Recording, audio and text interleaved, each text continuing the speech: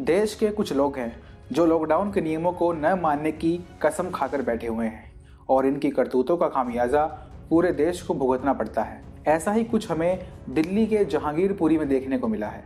दरअसल शनिवार को इस इलाके के सी ब्लॉक में एक ही परिवार के 31 लोग कोरोना पॉजिटिव पाए गए। बताया जा रहा है कि सभी पीड़ित एक कोरोना संक्रमित महिला के संपर्क में आए थे। कुछ दिनों पहले महिला की मौत हो चुकी है। जहांगीरपुरी का सी ब्लॉक और बी ब्लॉक पहले से ही कंटेनमेंट जोन यानी सील जोन घोषित था। एएनआई की एक रिपोर्ट के मुताबिक ये सभी लोग एरिया को सील किए जाने के बाद भी एक घर से दूसरे घरों में घूमते फिरते थे और लॉकडाउन के नियमों की धज्जियां उड़ाते थे।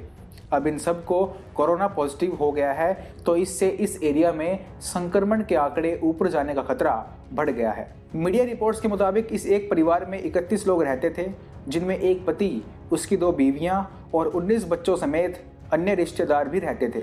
19 बच्चों में 12 लड़कियां हैं जबकि 7 लड़के हैं। मीडिया में अब यह रिपोर्ट किया जा रहा है कि यह मुस्लिम परिवार लगातार लॉकडाउन के नियमों की धज्जियां उड़ा रहा था। अब इन सब लोगों को नरेला के क्वारंटाइन सेंटर भेज दिया गया है।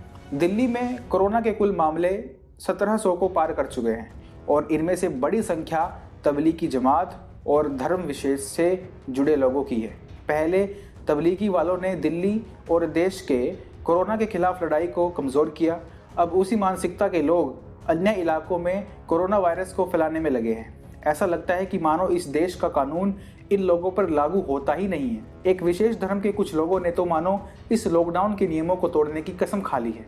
सिर्फ जहांगीरपुरी ही नहीं बल्कि दिल्ली के और भी कई ऐसे इलाके हैं जहां ये लोग इसी तरह लॉकडाउन की धज्जियां उड़ाते देखे जा सकते हैं।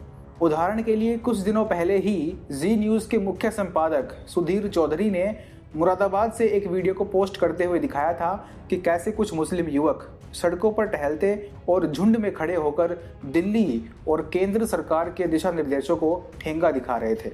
आज देश का माहौल ऐसा हो गया है कि अगर कोई भी इन लॉकडाउन के नियमों को तोड़ने वाले लोगों के खिलाफ कुछ बोलता है तो इसे कम्युनल करार दिया जाता है और उस पर मुस्लिम विरोधी होने का टैग लगा दिया जाता है। 31 लोगों के परिवार को खड़ा करने का सबके पास पूरा अधिकार है, लेकिन बड़े परिवार के साथ एक व्यक्ति की जिम्मेदारियां भी बढ़ जाती हैं। बड़े परिवार में यदि किसी के पास खाने के लिए कुछ नहीं हो, पहनने के लिए कपड़े नहीं हो और उनका स्वास्थ्य सही नहीं हो तो ऐसे बड़े परिवार पर किसी को गर्व तो कतई नहीं होना चाहिए।